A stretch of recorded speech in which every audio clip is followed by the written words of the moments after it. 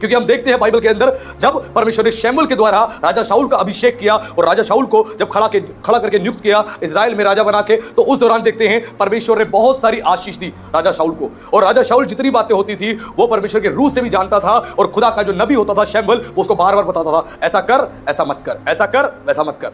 लेकिन जिस दिन पवित्र आत्मा उसमें से उठ गया, उसके बाद परमेश्वर ने खुद शाऊल को बोला, शमूएल को बोला कि शाऊल अब राजा नहीं रहेगा। और जब उसको बोल के उसको चला गया, उसके बाद जाके शाऊल जो है परेशान हो गया। अब शाऊल की लाइफ में कोई भी स्पिरिचुअल मेंटोर नहीं था, कोई भी आत्मिक अगुआ नहीं था, कोई भी उसके लिए स्पिरिचुअल फादर की तरह नहीं था कि उसको गाइड करे, उसको सिखाए।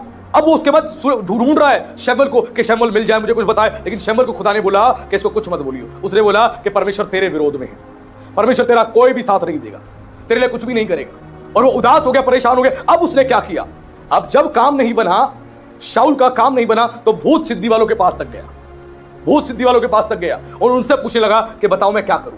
और जब शमूएल नबी नहीं रहा, उसकी मृत्यु हो गई, वो प्रभु में सो गया, तो भूत सिद्धि वालों के पास जाके शमूएल नबी को बुलवाया उसने और बोला कि आ और हम मुझे बता। और उसके बाद शमूएल नबी आया, उसने कहा तुझसे क्या काम है मेरा, परमेश्वर अब तेरे साथ नहीं है, वो तेरा साथ नहीं देगा।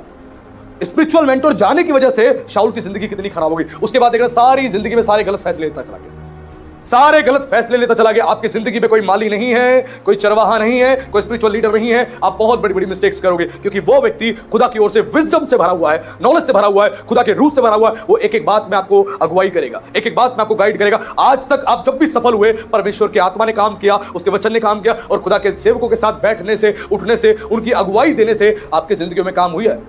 और जब आप उनकी संगति से, उनकी फेलोशिप से अलग हो गए, अपनी जिंदगी देखना झांक के आप कहां चले गए। सेम शाऊल की जिंदगी में हम देखते हैं, शाऊल अब परेशान है कि मुझे कोई भी परमेश्वर का आंसर नहीं मिल रहा, कोई मुझे परमेश्वर की ओर से बताने वाला नहीं है, मैं क्या करूं।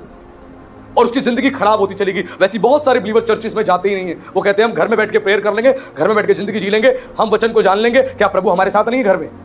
ये उनकी बहुत बड़ी एक गलत फहमी है, और ये ना केवल गलत फहमी वरन एक ब्लसफेमी भी है, ये ईश निंदा है, ये परमेश्वर के वचन का उल्लंघन है कि खुदा की ओर से आज्ञा है कि कलीसिया में जाना जरूरी है। परमेश्वर ने कलीसिया का इनोवेशन किया है। नए नियम में देखते हैं कलीसिया की स्थापना जो है प्रभु यीशु मसीह ने खुद करी है। प्रभु यीशु मसीह ने कलीसिया की इनोवेशन स्थापना खुद करी है। हर मसीह का चर्चिस में जाना जरूरी है। कहीं पर भी जाओ, आत्मिक कलीसिया में जाओ, लेकिन जाना जरूरी है कि तुम्हें एक स्पिरिचुअल मेंटोर हो जो तुम्हारी जिंदगी को देख के तुम्हें पाप के लिए बताए कि पाप ही जीवन छोड़ दो, तुम सही काम कर रहे हो, वो तुम्हें उसमें प्रोत्साहन दे, तुम्हें हिम्मत दे, तुम्हें अगुवाई करे।